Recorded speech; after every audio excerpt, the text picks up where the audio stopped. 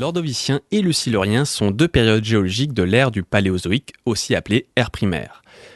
L'Ordovicien correspond à la période de la préhistoire juste après le Cambrien, de -485 à -443 millions d'années, et le Silurien entre -443 à -419 millions d'années. C'est une extinction massive des espèces qui fait office à la fois de frontières imaginaires et de lien entre ces deux périodes. L'Ordovicien commence sur les cendres, ou plutôt le dégel, de l'extinction du Cambrien, ayant anéanti près de 40% des espèces.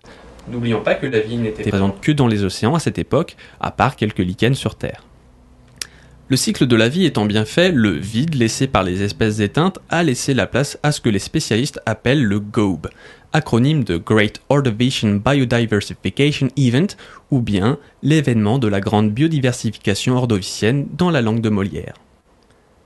C'est à ce moment-là qu'apparaissent les coraux, épicentres de la biodiversité. Bonjour mollusques céphalopodes, les ancêtres des pieuvres et autres calmars. Durant l'Ordovicien, les euryptérides, des arthropodes des mers comparables à des scorpions, deviennent les plus gros prédateurs en compagnie des trilobites.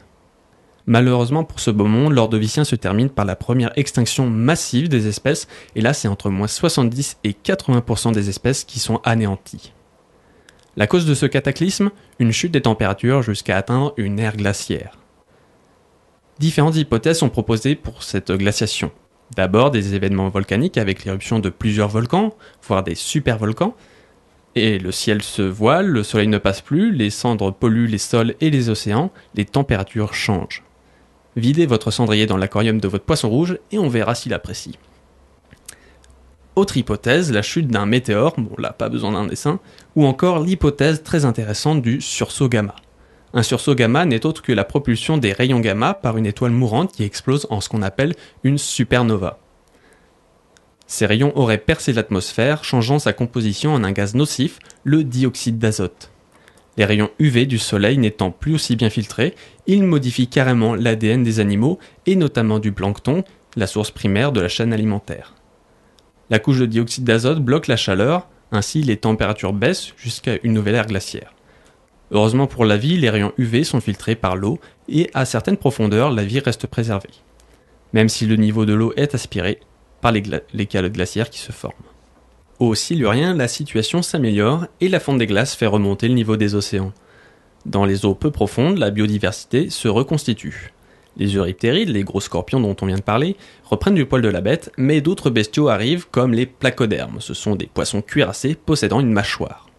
Arrivent aussi les sélaciens, aussi appelés élasmobranchis, des poissons à squelette cartilagineux, ancêtres des requins et des raies, mais aussi des poissons osseux. Car oui, jusqu'à présent, on n'a pas encore de poissons à proprement parler. Mais au fait, à cette époque, ça ressemblait à quoi Nantes ? Ce qui nous frapperait si on remontait directement dans le temps, au niveau de la croûte terrestre où l'on se trouve actuellement, c'est que nous serions dans une région très océanique, dans l'hémisphère sud.